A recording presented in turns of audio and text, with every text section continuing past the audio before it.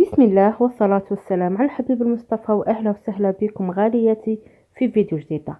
إذا كانت أول مرة تشوفي القناة ما تنسايش تشتركي فيها، تفعلي الجرس، تخلي تعليق وإعجاب فضلا وليس أمرا. بعد ما عدات فترة النقاهة لازم نوض ونرجع للروتين تاعي والعمل تاعي بشكل عادي. كما راكم تشوفوا كوزينتي الله يبارك محلاها نظيفة مرتبة، كل حاجة في بلاصتها، والفضل ماهوش ليا. مي البنت اختي صغيرة في عمرها 12 سنة فقط، مي مها رباتها تدخل الكوزينة وتلوح يدها وتتعلم، والنتيجة كما راكم تشوفوا. دونك لكن عندكم بنياتكم صغار دخلوهم معكم الكوزينة وخليهم يتعلموا، والنتيجة راكم شفتوها. صحيح فترة النقاهة خلصت، مي هذا ما يعنيش اني لو طلع راح نرجع للروتينات وللشغل تاعي اليومي. راح نرجع بنفس القوة ونفس الطريقة اللي كنت نخدم بها. لا بالعكس، راح نسيس روحي، لانه مالغريتو ما زلت شوية عيانة، وكما يقولوا كل شي فيا محلول. اليوم حبيت ندير حاجة خفيفة برك العشاء، وصفة سهلة وبسيطة، وحبيت نشاركها معكم.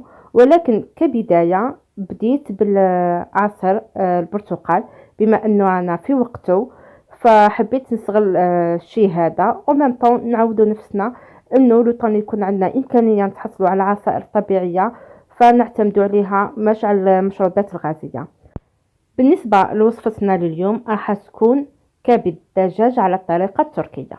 كبدايه راح نجيبوا حبه تاع بطاطا ونغسلوهم. كما تشوفوا انا قاعده نغسل باللافات تاع سيليكون هذه، خليتها سبيسيالمون للفواكه والخضر لو طون يكون حابه نغسلهم. بعد ما غسلت البطاطا تاعي قشرتها، من بعد قاعده نقص فيها مكعبات، ما تكونش رقيقه بزاف وما تكونش خشنه، تقريبا راح تكون نفس الحجم تاع الكبده كي نقصها. تقدروا لهنا البطاطا تاعكم تحطوا لها ملح فلفل كحل، تحطوا سنينه تاع الثوم كما مرة نقول لكم في الزيت تاع القليان، وتحطوا تاني ملعقه تاع زبده. مي الاتراك عاده ما يحطوا لها والو، جوست يحطوا البطاطا الملح وما يحطوهاش، كي تتقلى وتخلص باه يملحوها. حطيت البطاطا تاعي تتقلى، من بعد راح ننتقل للكبده تاعي. جبت كيس بلاستيكي تاع كونجيلاسيون عادي، حطيت فيه الفرينه والكبده تاعي. بعد ما كنت غسلتها ونقيتها وقصيتها هي تاني مكعبات، حطيتها في الفرينه هذه ونمرخها فيها مليح باش تغلف لي كامل بالفرينه هذيك. من بعد راح نجيب البصل.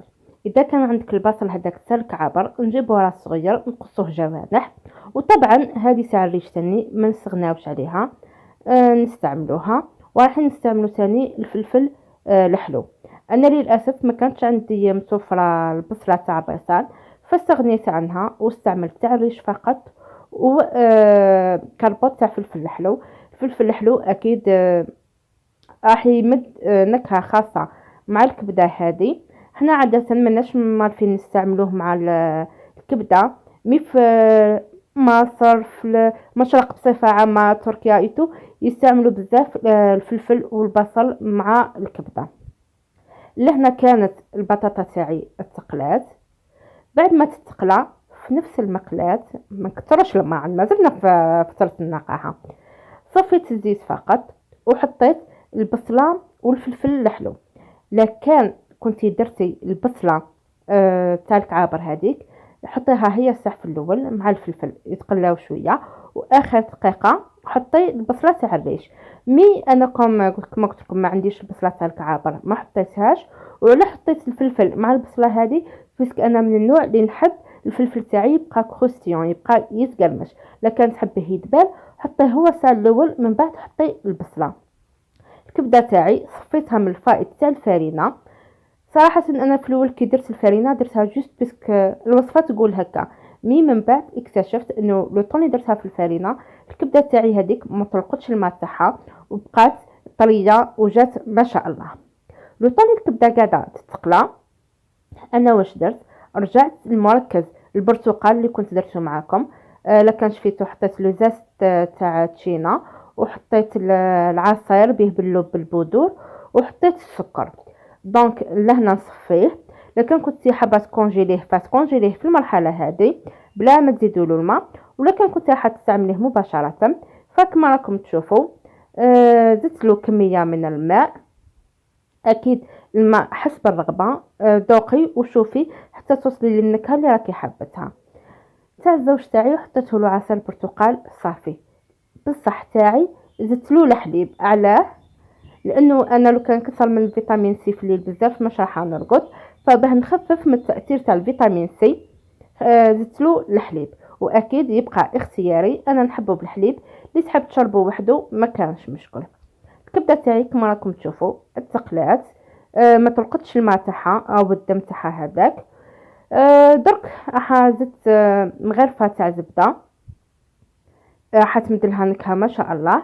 بالنسبه للتوابل درت ملح، فلفل كحل، بابريكا، كمون، وسنينه تاع ثوم. نخلط كلش مع بعضاه حتى النكهات يدخلوا مليح في الكبده. من بعد في نفس المزيج هذا في نفس المقلاة راح نجيب البطاطا ونجيب الفلفل الحلو تاعي. كما راكم تشوفوا انا لهنا خليته مازال حاكم روحو، باه لو طون نزيد نحركو ولا نقليه شويه مع الكبده هذه مش راح يدبل لي خلاص. جوست ندخل المكونات كامل في بعضهم كلش طايب، نطفي. هذا هو الشكل النهائي تاع الوصفه تاعنا. تحبي تزينيها بمعدنوس كما تحبي. لهنا كما راكم تشوفوا ما درتش سلطه، بيسك اصلا مانيش محتاجه الوجبه تاعي فيها الخضر من كل نوع. بعد ما نميت الكوزينه تاعي لهنا لازم ندير تيزان سخونه نشربها. لهنا جبت الزعتر، يفضل انه يكون هذا الزعتر مشتري ساشي. حطيت كميه من الزعتر. القرفه ثاني اعواد، انا ما نشتيهاش بزاف سي بوغ حطيت كميه صغيره فقط. اللي عندها كمون تاع الحب ثاني تقدر دير.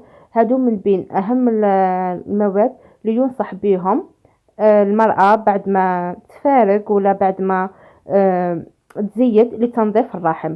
في الاول جبت شوب كنت راح نحط فيه، مي كوم لقيت الحال مازال جبت هذا. علاه؟ باه دوك كي نحط التيزانه تاعي نغطيها تبقى لي سخونه ونروح قدام لاتيلي ونبقى نتفرج.